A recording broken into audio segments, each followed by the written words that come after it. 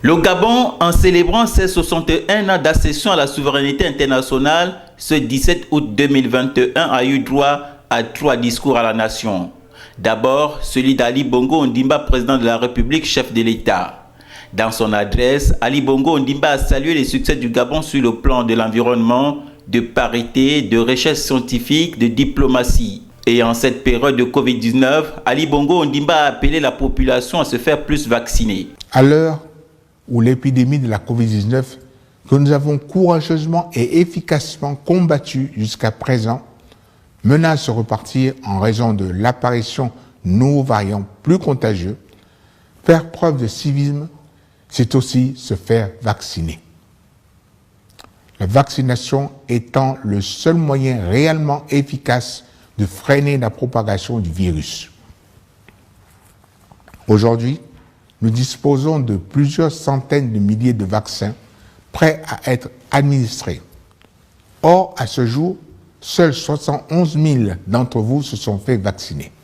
Dans sa posture de président de la République élu en 2016, Jean Ping n'est pas resté sans mot dire. Dans son discours à la nation, il signe et persiste d'aller jusqu'au bout de son engagement, qui est celui de la libération du Gabon. Sous la propre lâcheté de ceux qui y songent, faire croire aux Gabonais et aux Gabonaises que moi, Jean Ping Okoka, j'ai baissé la garde et abdiqué.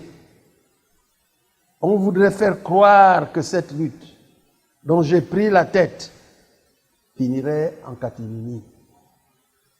Sans rien dire, sans rendre compte publiquement et en toute responsabilité au peuple gabonais qui m'a élu et avec qui j'ai le contrat d'aller jusqu'au bout.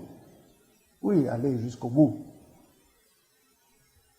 Oui, mes chers compatriotes, je suis à l'écoute de vos lamentations. Je suis à l'écoute de vos cris de détresse.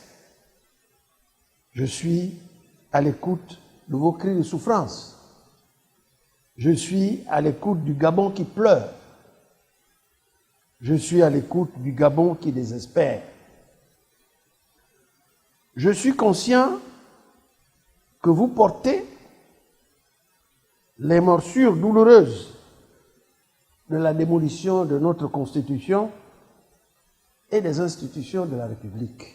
Comme troisième discours à la nation, celui du président du Rassemblement pour la patrie et la modernité RPM. Alexandre Barrot-Chambrier, en tant que président de cette formation politique, a fait la lecture de la gestion du pays depuis 2009. Il appelle les tenants du pouvoir à se ressaisir. Et sur le plan politique, les différents ralliements ces derniers temps n'étaient pas en reste. Il est illusoire de croire que ceux qui ont mis le pays dans cet état de régression soient en mesure de réaliser un rassemblement susceptible de corriger les graves déviations actuelles. S'il y a rassemblement, il doit se faire autour des forces de l'opposition à même de proposer une nouvelle dynamique fondée sur des réformes adaptées. Nous ne devons pas, cependant, jeter l'opprobre sur ces personnalités qui ont fait preuve de courage à certains moments et sont libres d'emprunter les voies qu'elles croient de nature à influencer le cours de l'histoire. 3 discours à la nation que l'on retiendra aujourd'hui, parmi lesquels celui du président de la République, Ali Bongo Ondimba, qui a officiellement prêté serment devant la Cour constitutionnelle.